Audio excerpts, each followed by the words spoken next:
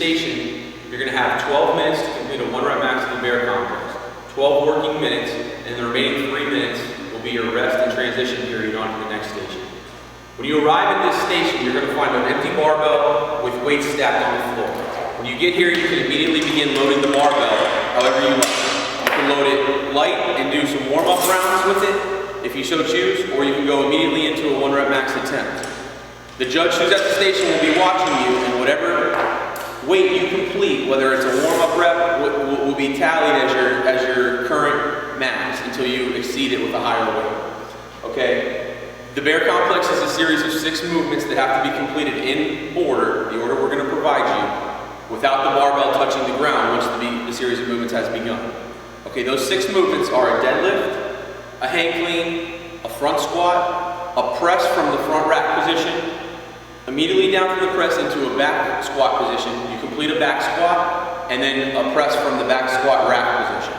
Okay, Justin's going to demonstrate the 6 movements in sequential order as they should be completed for the bear complex station. He'll start with a deadlift, into a hang clean, into a front squat, a lockout the front squat. He'll complete a press from that position, overhead, takes the bar down to a back squat rack position, completes a full back squat, returns to the lockout position, and he'll press from the back rack position to complete the 6 movements. You drop the weight, and that's your bear complex. Alright, movement number 1 of the bear complex is going to be your deadlift movement. It's very simple. You load up on your bar, the bar's on the ground, you get set, and you stand the weight up to waist level, fully extending the hips. Go ahead and execute the deadlift, Justin. His hips are fully extended. He's not partially extended. Go ahead and show what a bad rep would be. Start over from the bottom, and just do not fully extend your hips. It's going to be a no rep. Obviously, we want to get all the way to full extension for a good rep. Very simple. The deadlift, first movement.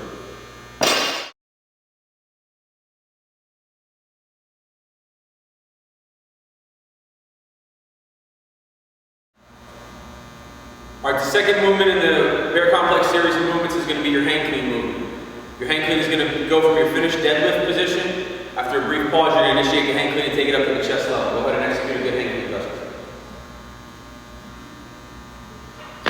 He cleans it up. His elbows get through, his hips are extended. It's a good rep. Okay. Another option on the hang clean station is to do a full squat hang clean. Okay. If the weight gets heavy and you want to squat it in order to get the rep up, you do as follows. Full squat, stand it up. Once again, the elbows are through, the hips reach extension at the finish point of the lift. It's a good rep. Okay. A couple things that are going to be no good, that are going to be no rep. Alright. Number 1, and most importantly on any of these movements in this bear complex series, is going to be failing to pause in between movements. So if he does not complete a successful pause in between his deadlift and the beginning of his hang clean movement, it's going to be no rep and it's not going to be good. So go ahead and do essentially a full power clean.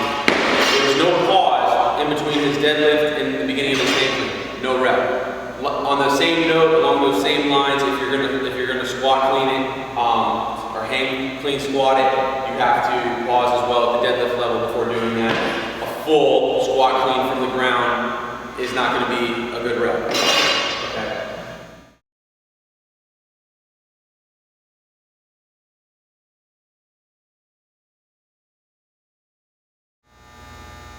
Okay, the third movement we're going to talk about is your front squat movement. Your front squat is going to be completed after you complete the hang clean, and it's going to look as such. In order, his deadlift, into his hang clean, into his front squat. Okay? Standards on the front squat are going to be, you're going to need to break parallel with your depth, below parallel, and you're going to have to reach full hip extension at the end of the rep. Okay? Go ahead and step over the bar. I want to go into depth about what below parallel means. Below parallel is a term we throw around a lot, and I just want to make sure everyone understands what it means. When he squats down, he gets to a 90-degree angle with his leg. His femur bone is at a parallel angle with the floor. Okay? If he goes deeper than that point, he has broken parallel angle. Go ahead and stand up. Okay? If he fails to reach that depth, he did not break parallel, he did not go below parallel, it's going to be considered a no rep. With the barbell, it's going to look like this. Okay, so here's a bad rep of a front squat where he did not go below parallel. And you can see it from the side angle, as our judges will. Didn't go deep enough, no rep. Okay, another disqualifier on this movement is going to be failing to reach hip extension at the end of the rep. So even if he goes deep enough, he doesn't break parallel, he failed to lock out his hips, he's overextended, he's not extended his hips, no rep. Okay.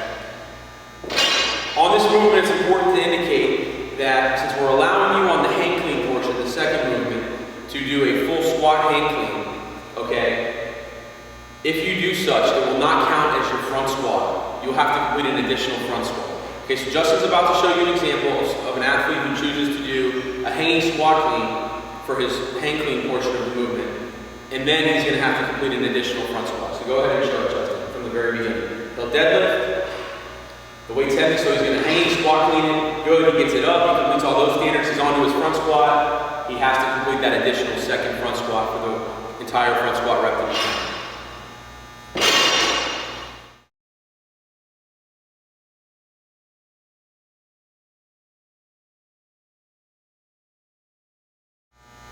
Okay, the fourth movement in the series is going to be the press movement.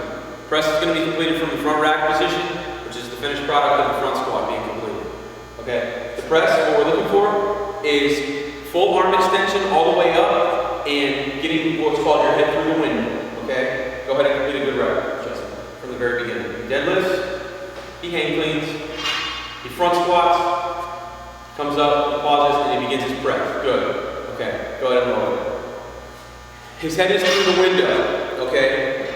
I can see his ears as a judge. I can see his ears from the side. So he presses up, just take it straight up to the front rack. He presses up, and his head gets through. I can see his ears. He's not pressing out in front of himself. He's not inclined pressing it up against the air. And his arms are fully locked out. It's going to be a good rep, okay? An example of what's not going to be a good rep is going to be not fully locking out your arms.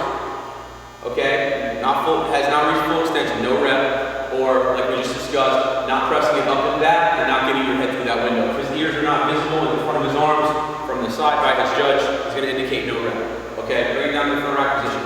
We're going to allow you to complete any type of press that you wish on this portion of the lift. Okay, you can shoulder press it, you can push press it, you can push jerk it, or you can split jerk it. Okay, a couple things that we want to indicate. Go ahead and do a shoulder press, nice and strict. Okay, bring it back down. That's acceptable. Obviously, a push press is going to be acceptable. A dip and drive, good. As long as you're reaching that arm extension and that head's getting through the window, we're good with it. Okay, you can push jerk it. Okay, you can snap down. Okay, when we get into the jerks, the push jerk and the split jerk, what we want to indicate is if you do get that bend in your hips and in your knees to complete the press, you do have to return to an extended hip position, and your feet do have to come back to shoulder width and stable. You do have to show control at the locked out position. So split jerk push jerk one more time. Good. Return to standing, hips are extended, everything's locked out, heads through the window, good rep. Split jerk, same scenario. Go ahead and split jerk it. He splits it, he good, he returns, his hips are extended, his head is through the window, his arms are extended, it's a good rep. Okay? Your feet do not return on a jerk, on any form of jerk. If your feet and hips do not return to an original position, it's not going to be a good rep.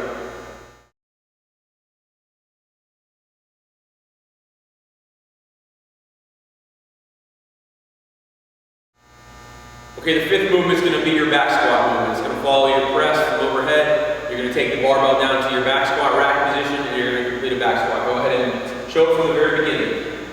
He deadlifts, he pauses, he hang cleans, pauses, front squats, pauses. His choice is press, locks it out, pauses, takes it directly to his back, and executes a back squat, okay? His back squat, just like the front squat, two standards we're looking for, is breaking parallel on depth, which we discussed earlier, getting that femur bone at a greater angle than parallel with the ground, and then reaching full hip extension at the end of the rep. Okay, obviously, just like the front squat movement, if you don't break that parallel, no rep.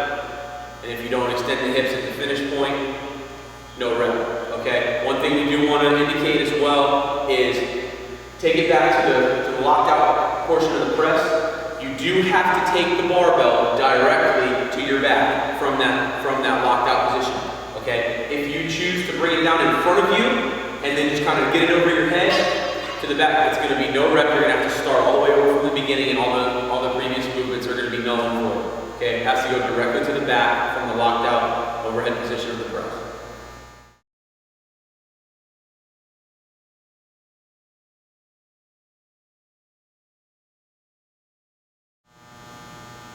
Okay, the sixth and final part of the bear complex is going to be your press from the back position. Okay, we're looking for two things on this. We're looking for arms to be extended and your head to be through the window while you're controlling the weight overhead lockdown. Okay. After you do your back squat, you'll complete your mandated pause, and you can press it up any way you like. You can strict press it. You can get a little dip in the drive. Okay. You can split your feet, split your hips essentially. Good. Snatch, balance it.